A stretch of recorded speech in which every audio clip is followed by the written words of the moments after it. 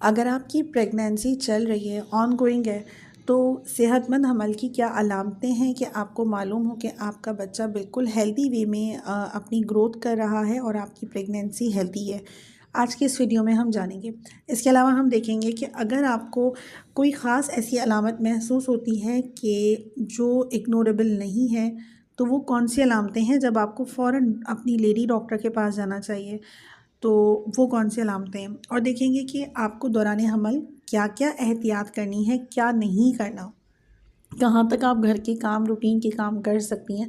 तो ये video basically जो पहली बार माँ बनती हैं उन लड़कियों के लिए बहुत इन्फॉर्मेटिव होने वाली है, और उन लड़कियों के लिए भी जो गांव देहात में रहती हैं, जिन्हें प्रॉपर अवेयरनेस नहीं हो पाती प्रेगनेंसी के हवाले से। मैं हूँ डॉक्टर हिरा, और प्रेगनेंसी इश्यूज़ के हवाले से, प्रेगनेंसी जर्नी के हवाले से आपको इस चैनल पर गाइड करती हूँ। तो अगर आप एक लड़की हैं, आप एक खातून हैं, तो मेरे चैनल को सब्सक्राइब कर लें ताकि डिफरेंट टॉपिक्स पर आपको प्रॉपर वीडियोस की अपडेट्स मिल सकें।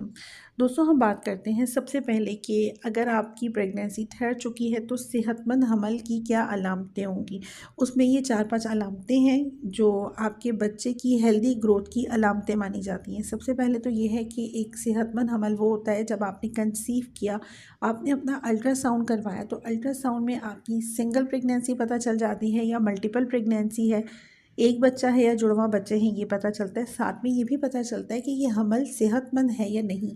फीटर पूल अगर आपको दिखता है, आपकी डॉक्टर जो अल्ट्रासाउंड कर रही है वो इस बेस पे फैसला करती है कि अगर फीटल पोल दिख गया तो आपकी प्रेगनेंसी आगे बढ़ेगी। अगर वो नहीं दिखा, साथ में कुछ और डिफरेंस दिखे उसको, तो वो बता देगी कि ये हो सकता है कि ये बच्चा अबॉर्ट हो जाए या मिसकैरेज हो जाए। तो ये चीज़ आपको डॉक्टर बताएगी। लेकिन अलामतें कौन सी हैं एक सेहतमंद हमल में? जो बच्चा है, आपको अगर पहली बार माँ बन रही है, हो सकता है उनको ये अलामत महसूस ना हो, लेकिन जो दूसरी तीसरी बार माँ बन रही हैं, जिन्होंने प्रेगनेंसी को एक्सपीरियंस किया है, तो उन्हें ये अलामतें चौथे महीने में महसूस होनी शुरू हो जाएंगी। वो ये है कि आपका बच्चा मूव करना शुरू कर देता है।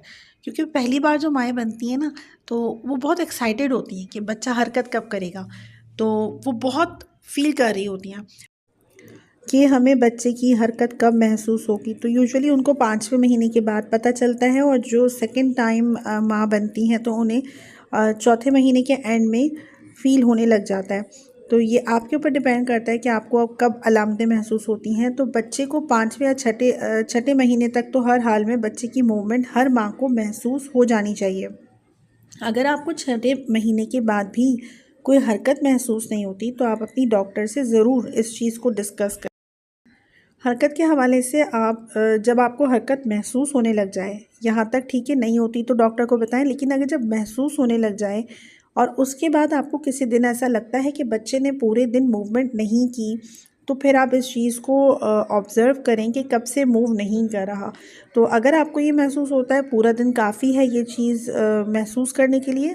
अगर आपको पूरे दिन हरकत महसूस नहीं होती, तो ये भी बात भी आप अपनी डॉक्टर के पास जाकर उसको बताएं। और अगर बच्चा हरकत ना करे तो उसके लिए 3 टिप्स हैं जो मैंने शेयर की हैं मेरे चैनल पर, आप देख सकती हैं। If baby not moving by being mom with doctor हिरा।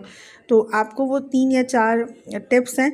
बच्चा हरकत ना करे तो आप पहले ये करें, और एंड देन उसके पास डॉक्टर के पास जाएं।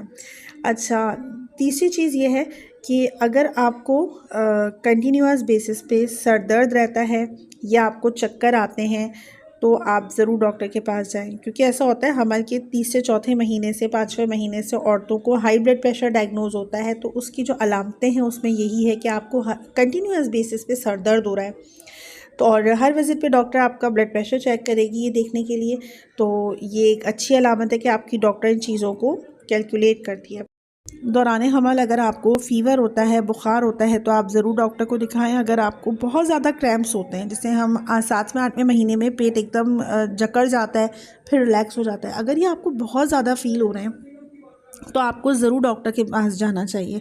इसको ब्रैक्सटन हिक्स कॉन्ट्रैक्शन कहते हैं, जो 5वें छठे महीने के बाद शुरू हो जाते हैं, लेकिन ये एक नॉर्मल हालत होती है। लेकिन अगर ये आपको बहुत ज़्यादा हो रहा है, इसमें क्रैम्प्स बहुत ज़्यादा होते हैं, तो आप डॉक्टर के पास जाएं। अगर आपका स्वेलिंग फेस पर आ रही है, पूरे जिस्म में आ रही है तो आप डॉक्टर के पास जाएं। ये अलामत होती है क्लैम्शिया या प्रीक्लैम्शिया की, तो इस वक्त आप जाइए। अगर आपका वेट बढ़ रहा है तो ये एक सेहतमंद हमल की अलामत है। अगर आपका बच्चा पेट में मूव कर रहा है, किक मार रहा है, तो ये सेहतमंद हमल की अलामत है। अगर आपको ब्लर विजन दिखता है तो आपको डॉक्टर के पास जाना है। अगर आपको सांस लेने में दिक्कत हो रही है, परेशानी हो रही है, सांस ठीक से नहीं आ रहा, तो आपको डॉक्टर के पास जाना चाहिए। पुराने हमल आपको क्या एहतियातें करनी है? सबसे पहले तो आपको कोई सा भी जो गोश्त होता है, कच्चा गोश्त, वो आपको नहीं धोना, क्योंकि कभी कभी कच्चे गोश्त में ऐसे जरासीम होते हैं जो आपके नाखूनों के ज़रिए आपके जिस्म के अंदर पहुंच जाते हैं। तो कच्चे जो गोश्त होता है उसको धोने से अवॉइड करिए। एंड देन आप जो कुछ लोग होते हैं बिल्लियाँ पाल लेते हैं या बर्ड्स पाल लेते हैं, चिड़ियाएँ परिंदे पाल लेते हैं, तो उसकी गंदगी भी साफ़ कर रहे होते हैं। एंड देन उनकी मिसकैरेज हो जाता है तो उन्हें समझ नहीं आता कि किस वजह से मिसकैरेज हुआ है। तो कभी कभार आप जब बिल्ली का या किसी परिंदे की गंदगी या उसका जो फीकस होता है वो साफ़ कर रहे होते हैं, उस गंदगी के अंदर कुछ ऐसे जरासीम होते हैं जो आपके हमल को गिराने में एक अहम किरदार अदा करते हैं। तो अगर आप प्रेग्नेंट हैं तो बिल्लियों का, परिंदों का, बिल्ली का, इन चीज़ों, इन लोगों का, इन जानवरों का जो गंदगी है वो आप साफ़ ना करें। और एहतियात मज़ीद क्या है कि आपको कच्चा पक्का अंडा नहीं खाना और अनानास नहीं खाना। ये हमल के शुरुआती वक्त की मैं आपको एहतियातें बता रही हूँ। आपको जो पनीर होता है अनपेस्चराइज्ड या लोकल पनीर वो नहीं खाना। आपको जो अनानास होता है और पपीता, कच्चा पपीता होता है, और केले होते हैं जो कच्चे पक्के होते हैं वो नहीं खाने। या आपको जो ऐसा गोश्त जो कच्चा पक्का हो, जो प्रॉपर तरीके से गला हुआ ना हो, तो वो नहीं खाना। इन चीज़ों से आपके जिस्म में कुछ टॉक्सिन्स पैदा होते हैं जिसकी वजह से आपका हमल ज़ाया हो सकता है। अब आपको फ़र्दर काम के हवाले से बात करते हैं कि जो हमल के शुरुआती 3 महीने होते हैं इसमें आपको भारी वज़न उठाने से गुरेज़ करना है और इस तरह बैंड नहीं करना कि आप पूरी तरह बैंड हो जाए। कोई भी चीज़ अगर आपको उठानी तो बैठ के एंड देन फिर आप उठें। उखड़ू बैठने से अवॉइड करना है हमल के शुरुआती महीनों में। काम आप कर सकती हैं, भारी वज़न आप ना उठाएं। सिंपल सी एक चीज़ है, कोई ऐसा सफ़र ना करें जो बहुत ही जर्क हो, जिस रास्ते में बहुत ज़्यादा खड्डे आते हैं, कोई ऐसा ख़राब रास्ता है तो उस रास्ते के सफ़र पे ना जाएं। एहतियात करें। शुरू के 3 महीने तो ख़ास एहतियात होती है, और अगर आपका पूरी प्रेगनेंसी ये एहतियात तो आपको करने के रास्ते में कोई झटके ना लगें, कोई ऐसा सफ़र ना करें, लंबा सफ़र जाना ज़रूरी है तो फिर डॉक्टर के मशवरे के बाद जाएं। यूजुअली जो 36 वीक के बाद है वो आपको सफ़र करने को मना कर दिया जाता है, या आपको शुरू के जो वीक्स होते हैं, शुरू के जो 16 हफ़्ते होते हैं, इसमें भी सफ़र करने से एहतियात करनी चाहिए। 16 हफ़्ते के बाद, 20 हफ़्ते के बाद आप थोड़ा बहुत सफ़र कर सकती हैं, लेकिन एहतियात करें कि वहाँ पे भी कोई झटके ना हो, कोई ऐसी रोड ख़राब ना हो। तो ये कुछ एहतियातें थी, कुछ बातें थी नई माँ बनने वालों के लिए बहुत इंपॉर्टेंट है ये बातें। अपना और अपने बेबी का ख्याल रखिए। प्रेगनेंसी के हवाले से बहुत सारे टॉपिक्स के साथ हाज़िर होंगी। अल्लाह हाफ़िज़।